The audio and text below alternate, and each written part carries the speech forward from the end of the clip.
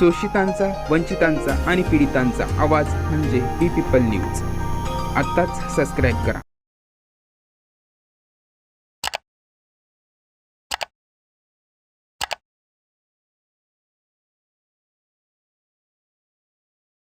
यानंतर advocate doctor Suresh Manekar मार्गदर्शन करतील, आपले मावळ व्यक्त करतील. महाराष्ट्राच्या कानाकोपऱ्यातून उपवर्गीकरणाच्या विरोधामध्ये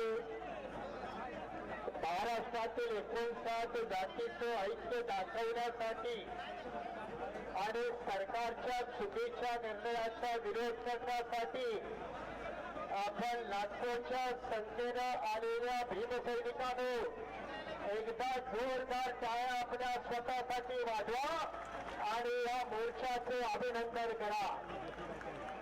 या मोर्चाचं आयोजन सरकारच्या विरोधामध्ये आहे, पुन्हा जाती धर्माच्या विरोधात नाही, सरकारच्या चुकीच्या धोरणाच्या विरोधात आहे. आणि महाराष्ट्राच्या इतिहासामध्ये चांगली घटना घडली. महाराष्ट्रातील 29 राजकीय उमेदवार असतात अनुसूचित जातीचे. त्या 29 एससी आमदारांपैकी 27 आमदारांनी आपण आंबेडकरांची औलाद दाखवून दिलं. त्याबद्दल त्यांचे एकदा जोरदार टाळ्या वाजवून अभिनंदन करा. फडणवीस सरकारने आमचं चांगलं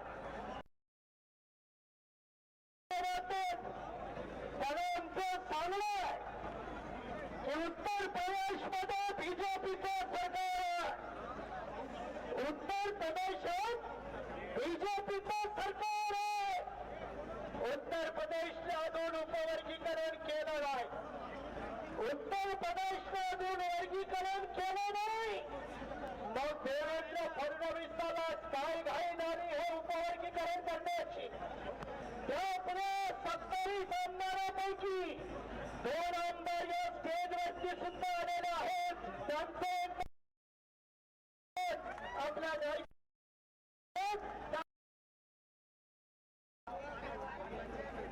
संजय मेश्राम आणि मानेसाहेब आलेले आहेत.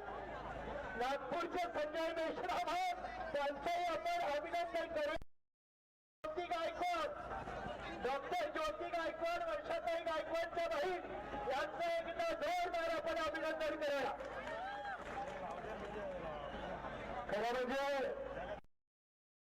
आपण समाज बांधवाला एक प्रेमाचं सांगणार की बाबांनो, आजपर्यंत आपली गावखेड्यामध्ये कधी वाद मिळत नाही झाले. अरे अण्णाभाऊ साठेला महाराष्ट्राच्या जगाच्या समोर कोणी आणलं असेल तर ते पुणे आंबेडकरवाद्यांनी आणलं. अरे त्या अण्णाभाऊच्या गावामध्ये सावित्रीबाई साठेला विचारा, तिला घर नव्हतं, ते घर गोळा करून बांधून दिलं. कुठला फडणवीस आला नव्हता, ते आम्ही बांधून दिलं होतं. तुम्ही हे विसरायला लागला, हे विसरायला लागलं. आणि हे विसरण्याची किंमत काय? किंमत तुम्ही समजता? तुम्हाला वाटतंय की आंबेडकरी समाज तुमचा? अरे क्रांतीवीर लहोजी वस्ताद साहेब हा अहवाल 2011 साली महाराष्ट्र सरकारनं स्वीकारला.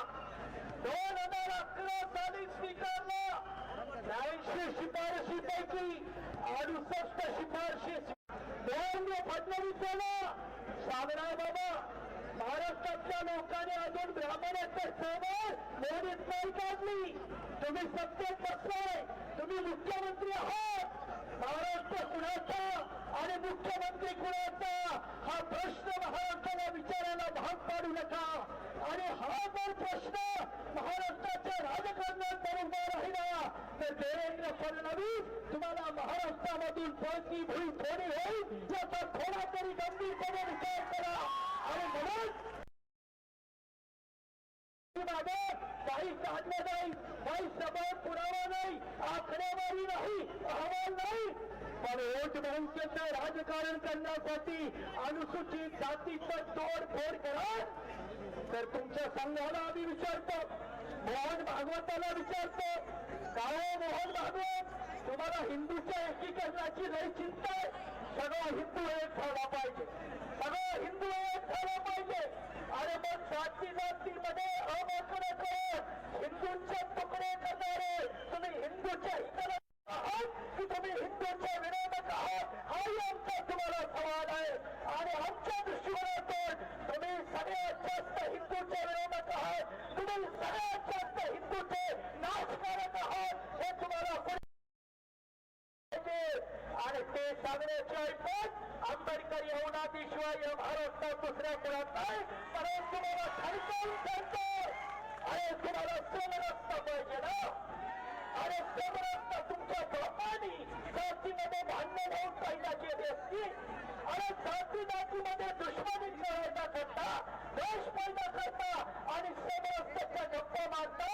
मोहन भागवत, तुम्ही संघवाले आहात. तुमच्या चिन्या पिढ्याला समजावून सांगा, तुमच्या पोराला समजावून सांगा, त्याला हिंदुत्वाची अक्कल नाही, त्याला राजकारणाची अक्कल आहे. आणि ते राजकारणासाठी आमच्या एसटीचा प्राणपणाने आम्ही करू. अरे हा मोर्चा त्याची सुरुवात आहे, शेवट नाही. हा मोर्चा त्याची सुरुवात आहे. आणि म्हणून म्हणतो, अभी तो यह लढाई है, आगे और लढाई है. आणि म्हणून त्या पुढच्या लढाईसाठी